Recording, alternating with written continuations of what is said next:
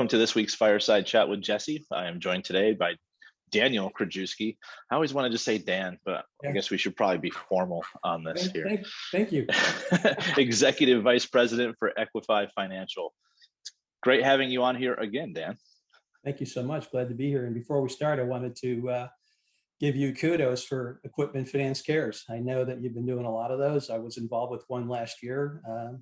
Spectacular. Now that I see you've got a board of directors, congratulations to everybody involved.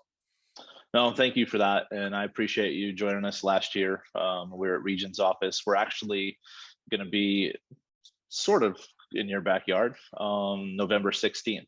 So we're planning that one now. Jamie Havers, we actually have boards now, or in committees. Exactly. Yeah. So it's like, Jesse doesn't have to do everything. It's fantastic.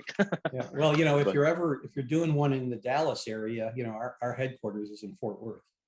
So, I did not know that. We are April 16th next year. Okay. Wintrust is hosting in Frisco. Great. So that's stone's throw away from our office. So. All right. Perfect. Well, I guess let's get into Equify. Oh, actually, before then. So I did a little research beforehand. So you were the number 16th on this series. So I want to say that was probably early last year. It was. Because now this is episode 104. Wow, time flies, certainly, and I'm glad that I'm back to give an update. Absolutely. So let's talk Equify Financial. Dan, if you don't mind. I mean, why did you choose to work for that organization, sir? Sure. Equify started back in 2011. Pat Hoiby is our president. Was with a finance company that did a financing for the Wilkes brothers, and the Wilkes brothers since then have gotten extremely large in their organization. They have a publicly traded company in the oil and gas and frack business, and they own a multitude of companies. They actually sold their fracking business, I think, was for around $5 or $6 billion, and fortunately had the chance to buy it back, and now they've grown it again to $1 billion plus business. So one of the things they did back in 2011, Pat went to them and had a relationship with the Wilkes family over the years. They started Equify, and Equify was built out of the desire to help companies that were struggling to get financing, and became more of a BC type tier player, more of an asset play more than anything. And the purpose for the company is redefining financial partnerships and relationships. So, they were brought up in an environment where they were doing some tougher credits, some structured deals. And as you see from the monitor, they're in the top 100 now, top 75, I believe, in terms of asset base. And, we want to grow it pretty much to be a lot bigger than that. So, one of the reasons, there was a multitude of reasons that I went, I chose to go with Equify. Number one was, they had an extremely good capital base. They had longevity in the marketplace. They've got a good reputation. Management team is strong. But more importantly, it was about the culture. They have a very employee-oriented culture. They have their whole philosophy based on a number of books, but one primarily, which is called Servant Leadership. And it's about asking your employees what they need rather than demanding what you want. And that rang true to me from an integrity perspective and from a leadership perspective. And I really enjoyed that portion of it. And that was one of the primary drivers as to why I wanted to go there. It just seemed to be a great environment to do great things in. No, that's fantastic. And that's, one of the things that as now I'm in a leadership role, it's okay, well, how do you effectively lead people? And I think a lot of people will be like, well, you need to tell them what to do. Yeah. And I recommend anyone listening to this, or even to Dan's point there, you should read. I want to just say it was called The Servant, was what I read. And it was... there you go. Yeah, there you go. And I didn't read it. I listened to a book on tape every morning when I'm walking the dogs. But it's a different perspective, right? I It mean, is. it's just typically you have this pyramid, right? Yeah. And it's like, this is the reporting structure. And in theory, that's showing you the pyramid needs to be upside down. Yeah. And leaders are there to serve their employees. And that's awesome. Yeah. I'm probably a little, I know I'm definitely a little bit older than you and a lot more archaic. So I like reading books and touching the book rather than books on tape or anything like that. Yeah. I asked when I was doing one of these with Bob Nagel a couple months ago, his fun fact was he loved to read. He called himself a bibliophile. I had to look that up because I'm like, that doesn't sound right, but no, I'm someone who likes to read. And he's like, I recommend this book. I'm like, I'll listen to it. And he's like, what do you mean you listen to it? I'm like, when I'm in the car driving or something, that's when I have the downtime. Yeah. So Yeah. My wife does that a lot. And I don't know. Probably my ADD kicks in and I just whatever. see, my ADD goes the opposite way. I start reading and then I see other things and I get distracted. Yeah. So, Yeah. Yeah, me too. Yeah. So, so, so it's a great environment, great people. I've been there a month now. And we're doing a lot of stuff. so you're headquartered in Dallas. You're still in Yeah. California. We're headquartered in Fort Worth, Fort Worth. Okay. which I'd never really been to Fort Worth, only once in my whole career. It's really a nice little thriving downtown environment. It's basically a college town with TCU, but really nice place to go. We're going to be opening up an office in Orange County. It'll be a satellite office for us. It'll primarily house sales for me, probably relationship management, account management, and we're going to have our support mechanism operations credits still in Fort Worth. So the plan is to build out Equify's suite of products and capabilities, and I've been hired to do a number of things. First, the biggest is to put together a small to mid ticket platform for the company. They've never been in that environment.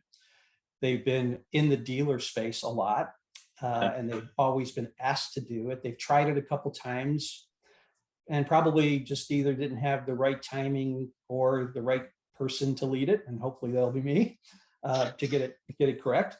So, the plan is to really build out that dealer space, really build out a wing to wing capability to handle both the small ticket, mid ticket, and the big ticket. The other portion of the business that I'm going to be expanding is their syndication capability.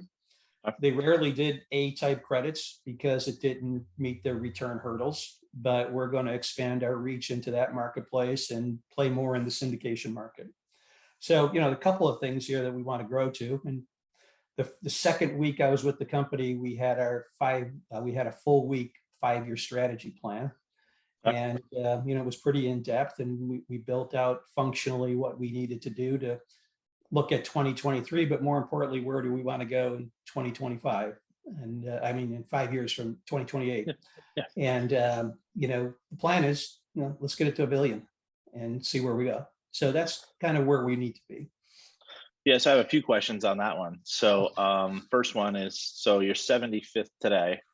So where was that projection in 2028 or 2027? Well, if we're $1 billion plus, we should be top 10. And that's what we want to be. The Wilkes family wants us to be number one, of course. Of course. That's where you want to get to.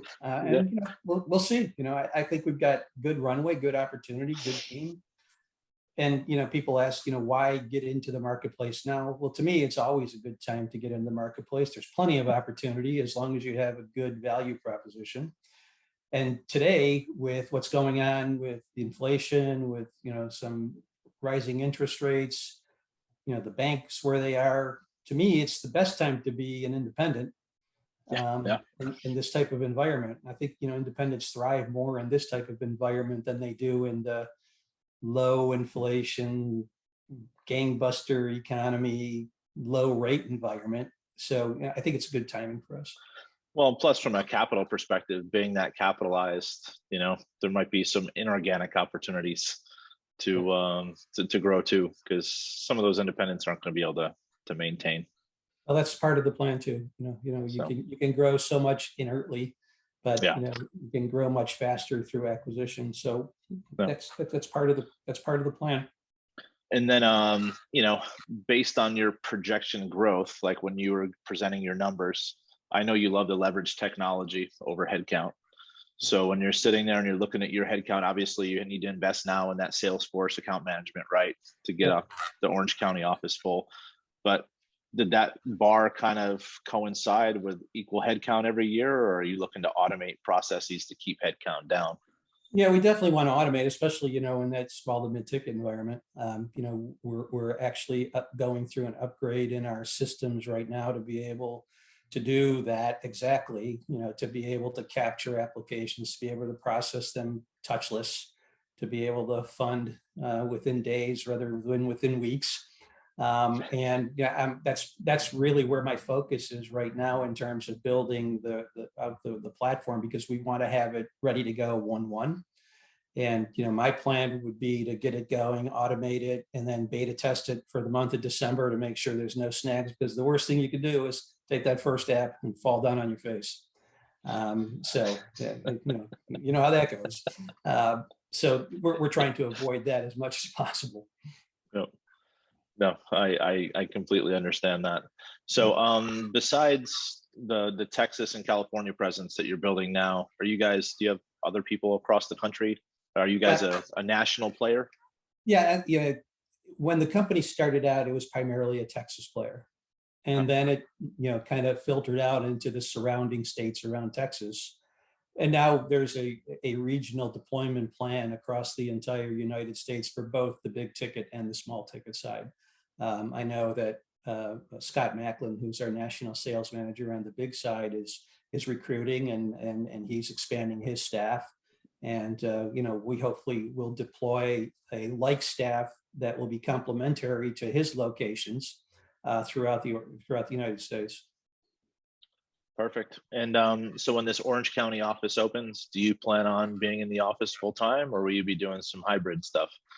Well, like always, I'll be on the road quite a bit, Yeah. going back and forth to Fort Worth. I'll probably be in Fort Worth at least 1 week a month, because, being part of the overall leadership team of the organization, that requires that I go back to that. But, I'm hoping that, the Orange County team can be, self-fulfilling. And, eventually what I'd like to do from a succession planning perspective is find the next person that will be me, and let them have the reins of that portion of the business, and I can oversight and go acquire and be involved with other projects within the organization. So, what we want to do is have a good succession plan as well across the entire organization.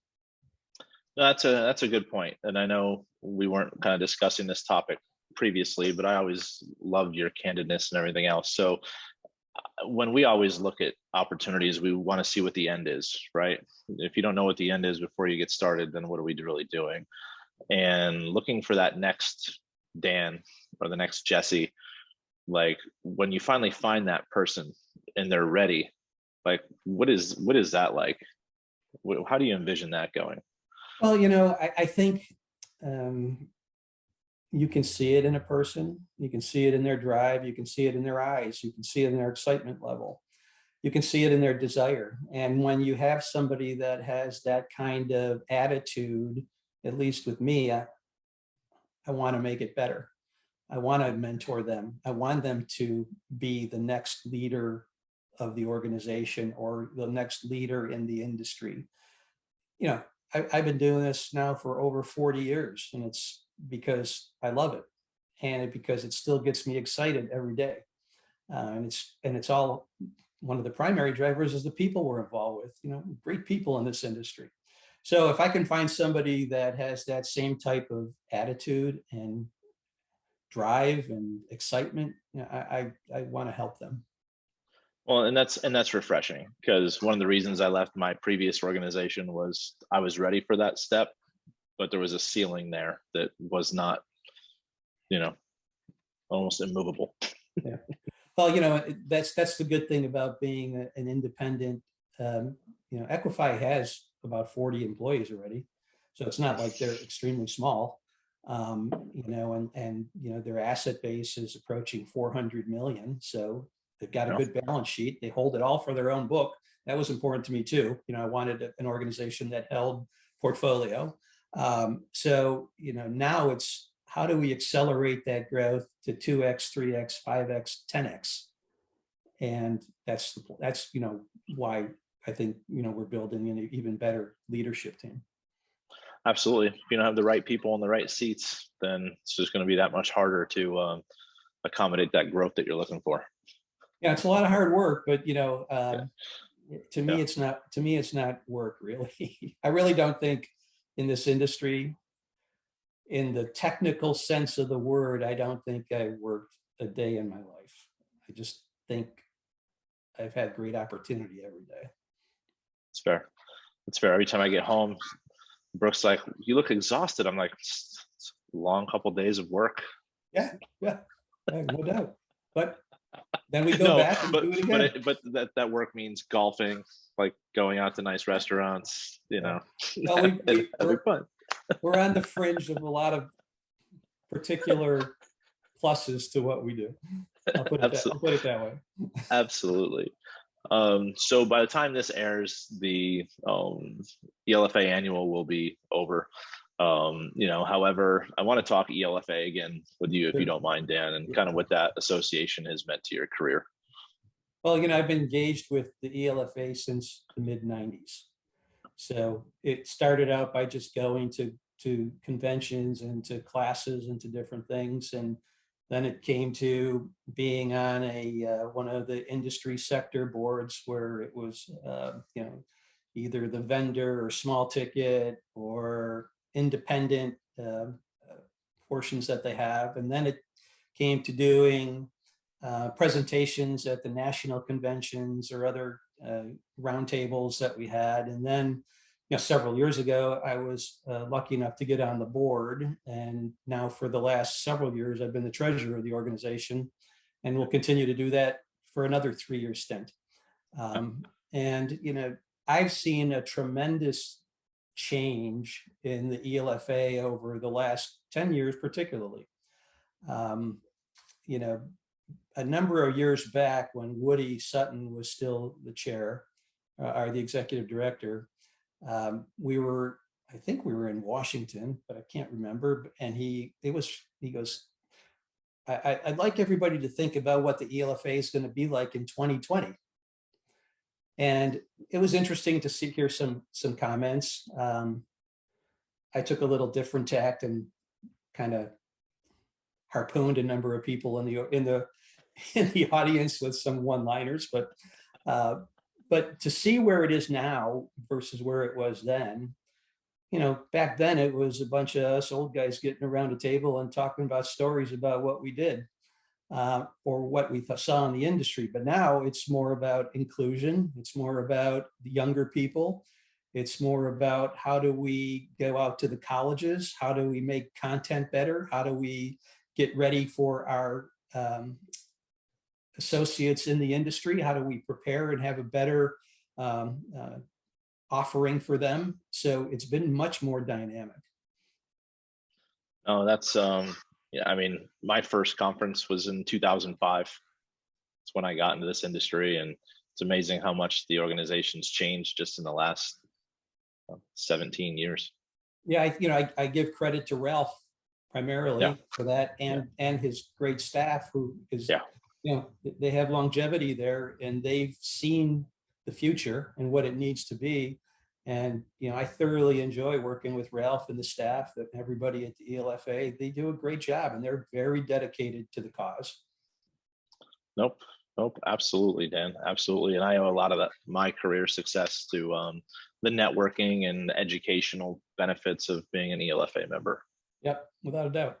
A lot of people say, I ask people, do they go? And some people say, no, it's just a boondoggle for a national convention. And I say, well, you're missing the entire point then.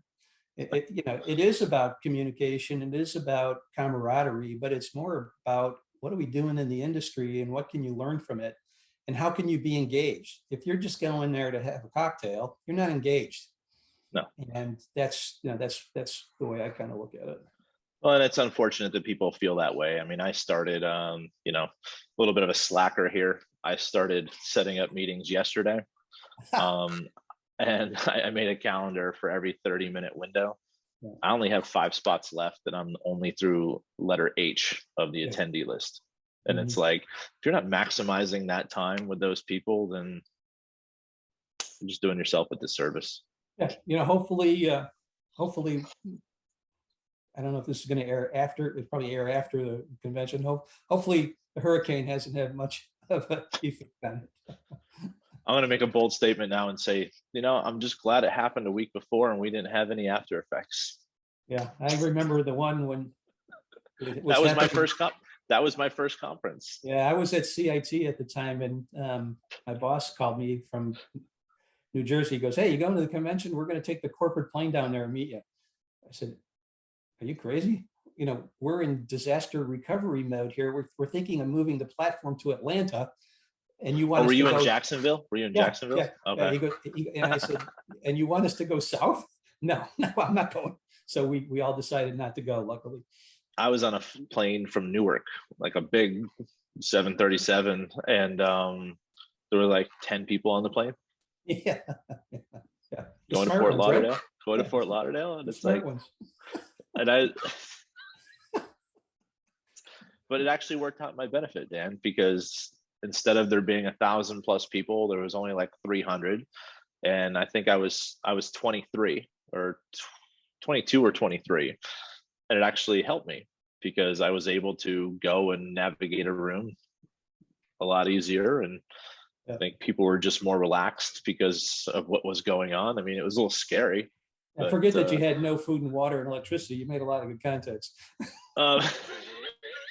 You stink. No, but what was weird though is like people fighting over gas, and it's not funny when people fight over gas or like groceries, and then we're sitting there like, hurry up and eat the shrimp cocktail and crab before it goes bad, and it's like, I'm on lobster number 7. like seriously. Okay. And by the way, if you don't drink the booze, it's gonna get warm. Okay. I could get used to this. So on another lighter note, I know you're an avid Bills fan. So playoff game last year was sad that overtime rules were the way they were. This year started off the heartbreak of being a fan from Buffalo, New York. I'm not going to tell you my team, you already know it, but this year starts off promising, then injury bug hits. Still have Super Bowl aspirations, though, I'm sure, which will be in my backyard here in Arizona. That's right. I guess maybe it's lucky that you get injuries in the beginning of the year, but some of these injuries they have are pretty serious with people out for the season now. And of course, it's always next man up to be able to play. And they've got good, solid backups, but even the backups got hurt last week. They had a total of 11 starters out in that Miami game, and they still had a chance to win the game. And they made a couple of minor mistakes that didn't allow that to happen. But I think the league really has to look into the Miami games where the away team is forced to sit in the sun and wear dark jerseys. And to me, that's not just, and that happens all the time in Miami. That's not just interesting a ploy on there. And I think that's a health issue that the league has to look into. When you're talking being over 100 degrees, no canopy for the bench. The other side is under a shade from the sun. The stadium built. And you, as the away team, you're forced to wear a dark jersey. I'm going to go ahead and say that's not a coincidence. No, it's not at all. But I think it's something the league has to look into in terms of the health, because the Bills had several players that went down from not only cramping, but actually went down from heat stroke. Well, or you just sit there and say, okay, well, then you're going to be coming to Buffalo in December. I get that. But, No, I understand though, and I didn't know anything about this before you just said it, but Yeah, it's an yeah, interesting strategic move by the Dolphins to build the stadium that way. yeah. Well, it happens, early in the season there when you got 100-degree temperatures, and Yeah, the Bills usually play down there early in the season, and the Dolphins come to Buffalo late in the season. Again, could be bad winter weather, but heat stroke is nothing to screw around with, especially when you're, wow. exercising your your body that heavily in that type of environment. That's perfectly fair. Yeah. So, Perfectly but fair. for the rest of the season, I see good things. I'm ever hopeful that before my demise, they win a Super Bowl. Hey, the Bills Mafia is for real, man. It is. It is. It's not only great fans for the team, the charitable stuff that they do throughout the whole league. Like when opposing players have gotten hurt in a game, the Bills fans have gone out of their way to give money to the charities that affected the other player. Like when quarterback for Baltimore went down in that playoff, Bills fans $200,000 to his charity. Really? When there was another player, I can't remember who it was, but it was a lot of money. When Josh Allen's grandmother died, they gave $1.2 million to Children's Hospital, and they named a wing after Allen's grandmother. Wow. And then there was another time where the Bills haven't been to playoff for a long time, and Cincinnati beat somebody. And because Cincinnati won on like the last play of the game, it was Andy Dalton was the quarterback. He threw some pass that was miraculous, and they caught it. And the Bills made the playoffs for the first time in 15 years. The Bills Mafia gave like $250,000 to Andy Dalton's charity. Oh, it's fantastic. I knew nothing about that. Yeah, so they're unbelievably rabid fans. Tailgating starts on Thursday for a Sunday game. and it's a great environment. People don't understand Western New York, and I loved growing up there. I love still have family there. I love the area. It's made fun a lot. It's made fun a lot of, but they don't understand the people or the community. No, that's fair, and there's some really good food establishments too. Oh, without a doubt. So Well, I'm not going to name them because just keep them hidden so they don't gain more popularity. Yeah, on the food side, in Fort Worth, I found a little restaurant called Buffalo and Company, and it's a pizza place, bar place, but the chef is from Buffalo. Okay. So I can go there and get Buffalo style pizza, chicken wings, and then there's a little portion of the menu that has specifically Buffalo comfort food. It's got beef on weck, Salen's hot dogs, fried bologna and onions, Really? Loganberry, birch beer, and fried dough. So every time I go to Fort Worth, I go there like once or twice a week, and the only issue is I'm probably going to gain about 50 pounds. Well, I was going to say, your wife, when you get back home, she'd be like, "What are you doing?" Like, Yeah, exactly. Comfort food. I told Pat Hoiby, I texted him the first week I was there. I said, Jesus, Pat, if you would have told me this was here, I would have joined your company 2 years ago. Right. Yeah, absolutely. Well, that's fantastic. So when we're there in April, you'll have to give me that address. Yeah. If I'm not down there before then. Yep. But Dan, kind of in closing today, I'm excited for what you have going on in Equify and why you're there. Why should organizations be on the lookout for Equify? I think they have a solid reputation. They're very acquisitive and they're very growth oriented. And I think from a customer perspective or a relationship perspective, whether it be a dealer, a vendor, a third-party broker, which we're all going to be looking to expand our base in, you're going to get great service. You're going to get a relationship that cares about you. It's going to be about mutual respect. And I think, that now is a good time for us to be in the marketplace and bring that value proposition that I know we can. Well, excellent. And plus, you're leading the organization too. So I mean, I appreciate you that. get that added bonus too. Yeah, I appreciate that. Yeah. All right, sir. Well, I appreciate your time today, and I'll be seeing you in probably a week in Yep. Florida. Sounds good. Thanks, So Jess. look forward to seeing you then, sir. Thank you.